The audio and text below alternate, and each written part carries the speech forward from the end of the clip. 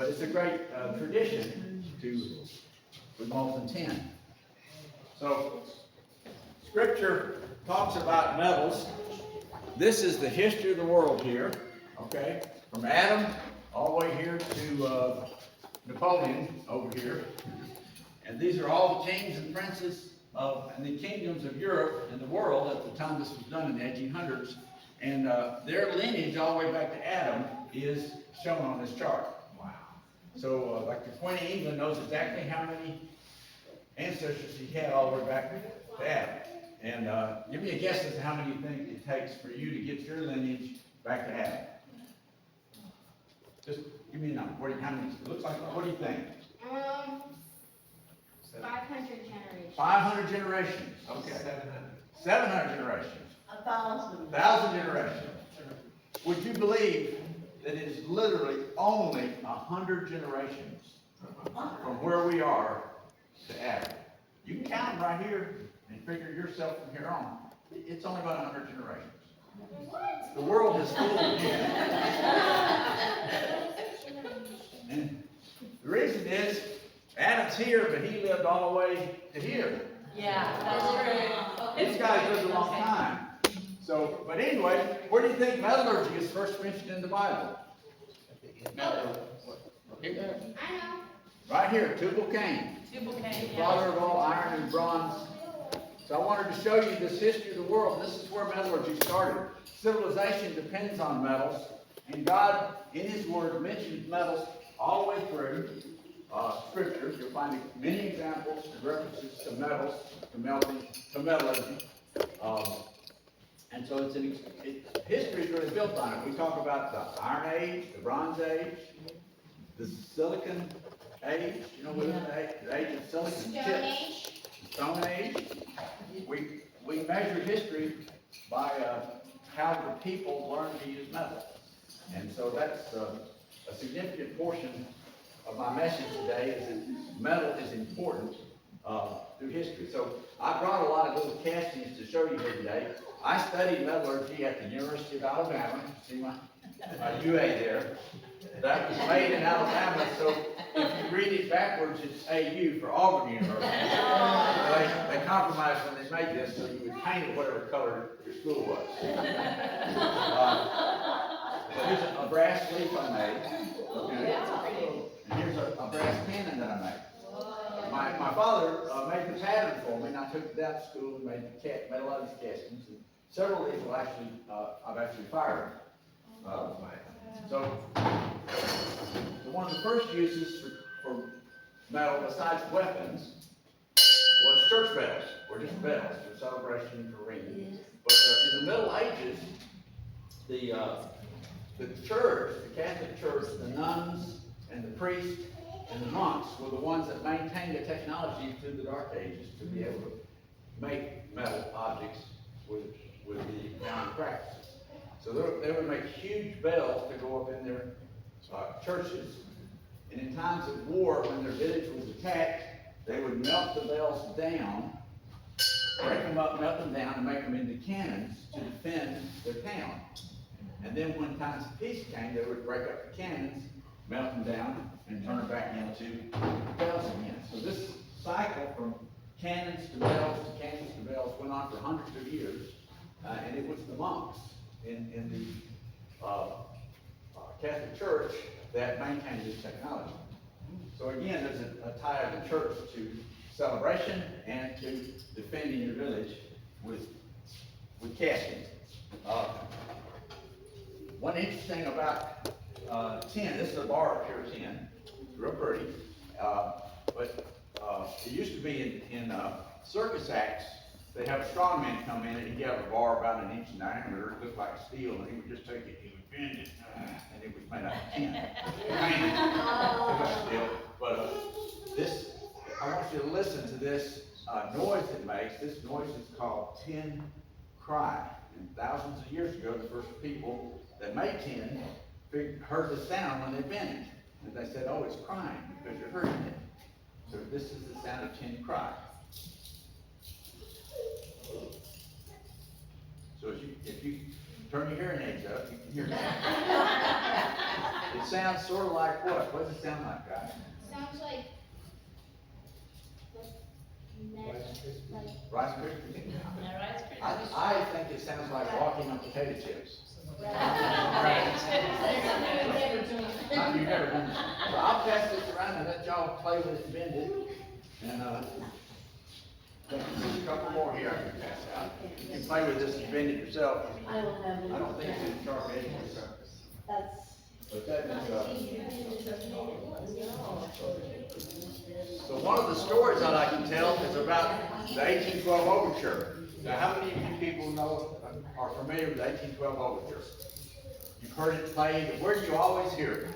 What American celebration do you hear it played in a concert outside? 4th of July. And what do they have in the concerts? At the end of the 1812 Overture, they have cannons. Have you heard cannon fire? Okay. So how many of you know where that came from? Nobody knows. You have to Google it. In 1812, the horrible despot, this is a horrible dictator, murderous man, ruled France. And his name was? Napoleon. And he conquered everybody in the world he wanted to conquer. So he had an army that was huge. And you couldn't defend yourself against Napoleon. He was, was indefensible. He was a tremendous warrior, leader. And so he decided that he was mad at the king of the Tsar of Russia. They'd been friends, they knew each other, but he was mad. So he was going to march his army into Russia and destroy Russia. So how many is in his army? 400,000 men. 400, now that's 4 big football stadiums full of warriors.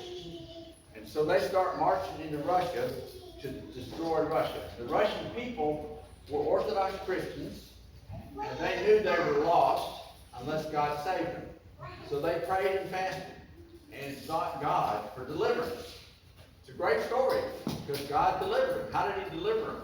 He caused 3 years earlier a huge volcano to erupt in the South Pacific, and it put particles into the air, and it took a while for the effect to work, but they had the coldest winter on record in Russia while Napoleon was marching into Russia to destroy the country. It got down to minus 40 degrees Fahrenheit, which is also minus 40 degrees centigrade. The 2 scales crossed at minus 40. So 40 degrees centigrade minus is the same in Fahrenheit and centigrade.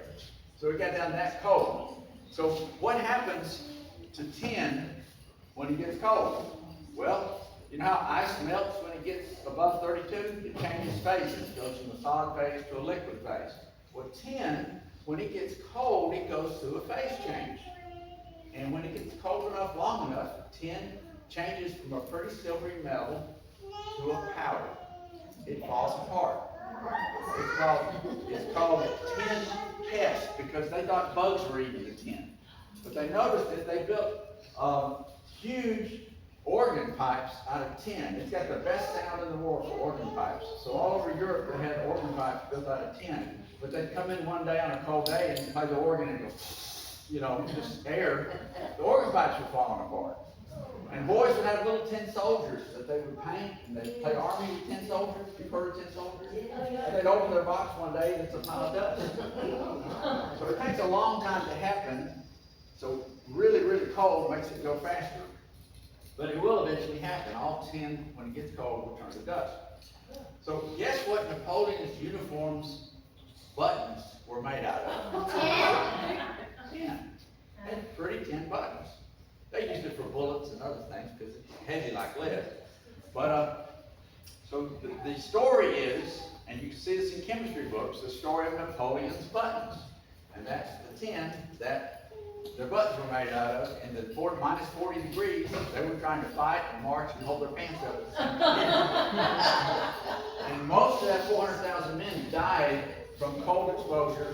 And the Russians, who were used to the cold and dressed for it, butchered a lot of them while they were freezing to death around their little campfires. So the cold weather answered the prayers of the Russian people. And so the 1812 Overture is a blend of the French national anthem, and Russian hymns. And what you're hearing in victory at the end is the Russian hymns, as God defeated Napoleon's army by using a volcano 2 or 3 years earlier and 10 buttons on the uniform. So that's a complicated story, but it shows the glory of God and how He plans things from the beginning. And are you boys gonna ever get tired of it? No. I made it into a swirl. Yeah. So, other things that are important, and this is a brass leaf I made. And here's a pretty little brass casting. You can look at those. This is actual of a man sitting at the table with food. I don't know what it's different. Cast iron cookware you all like to eat.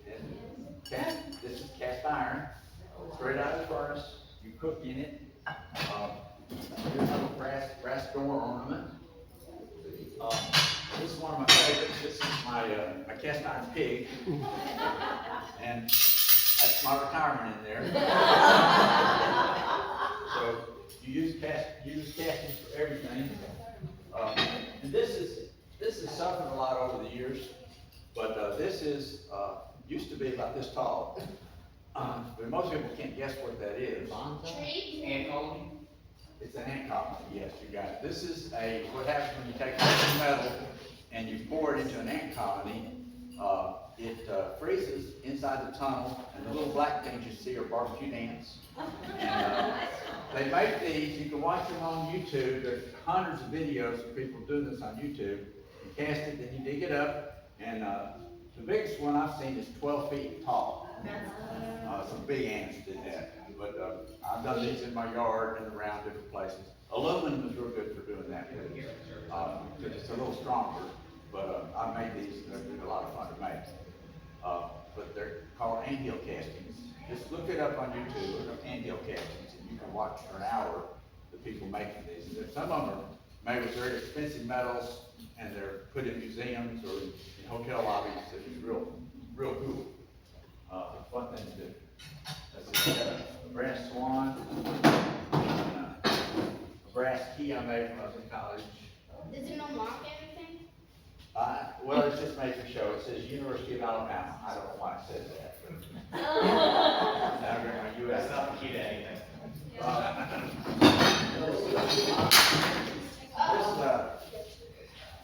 You know what that is? Corn. Cornbread? Okay, so this is great for pouring molten metal.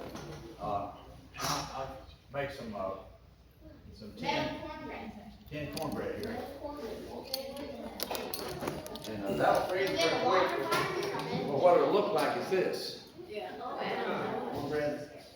So I use this to put the extra leftover metal in to store it for the next presentation. So these are a lot of fun. And, oh yeah. Who can tell me what this is? Okra, exactly.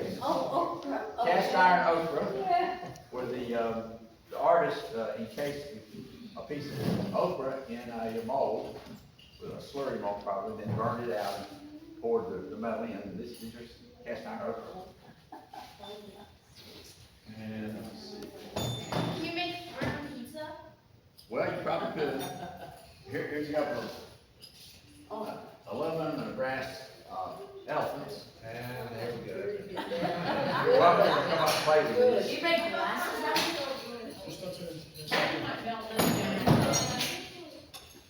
These are turbine blades. If you fly on a jet airplane, these blades are real high-tech castings, and they're made out of single crystal. It's a special process to grow the single crystal inside a ceramic mold, but they are essentially castings. So you're welcome to come play with these. Where's my 2 sparking rocks? I think I gave them to you. You did.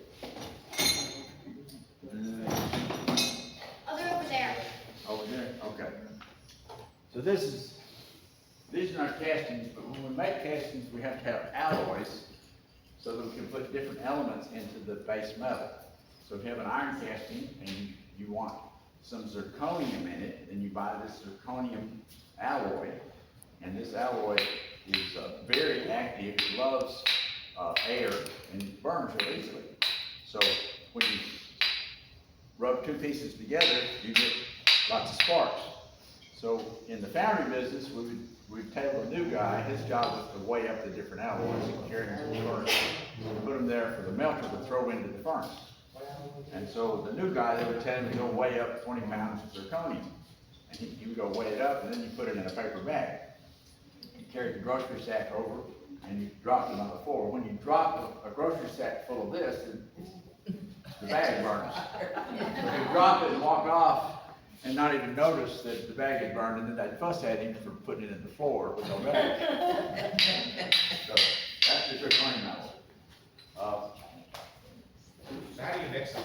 You make an alloy. You get it molten like this, and you put them together. Alloys melt at different temperatures, but when you put them together, their melting point will meet at some place in between the two temperatures, and it makes an alloy of the two. So, You like stir it up or? stirring helps sometimes, but usually there's just so much heat in molten metal that it will dissolve into it.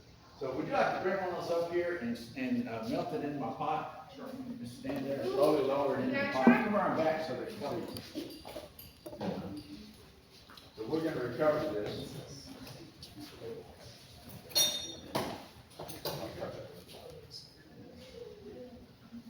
And I don't have it set up real hot right now, it's just very molten, so it's take a while. Whoa. What happened to it?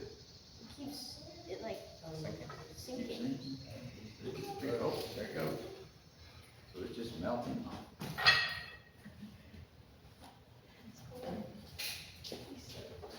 So this has been solid for a while. This is the new pretty one I just poured. Still pretty hot. But it's very beautiful material.